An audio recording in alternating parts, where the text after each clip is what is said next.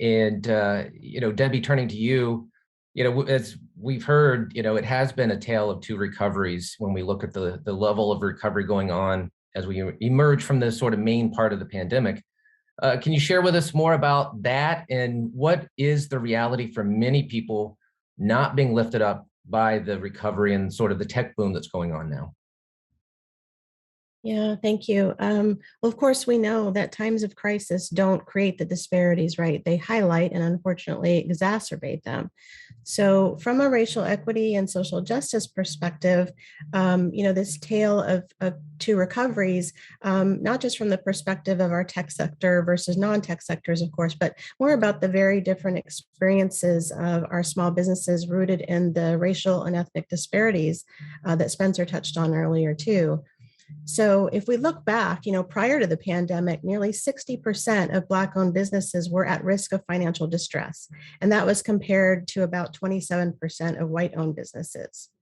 So, yeah, and we also know that most of our new businesses don't receive funding actually from outside investors. They use equity in their homes to start their businesses. So from 2019, we know that white business owners had almost 5 times the amount of home equity as their Black and Latino counterparts. So we see a lot of these disparities playing out.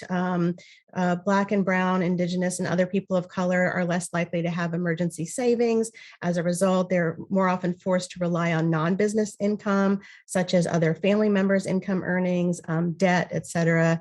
And making those higher interest payments drains their cash at a time when they need it the most. So these disparities are also true for some of our immigrant-owned businesses who may experience language and cultural barriers as well, on top of some of those other systemic challenges.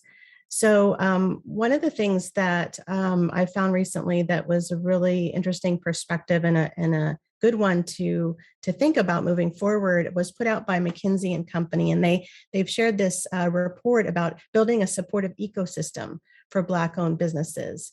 And one of the things that we look at is right now there's a lot of investment in information sharing, training, mentorship, helping individual business owners get loans. All of that is very well and good and much needed.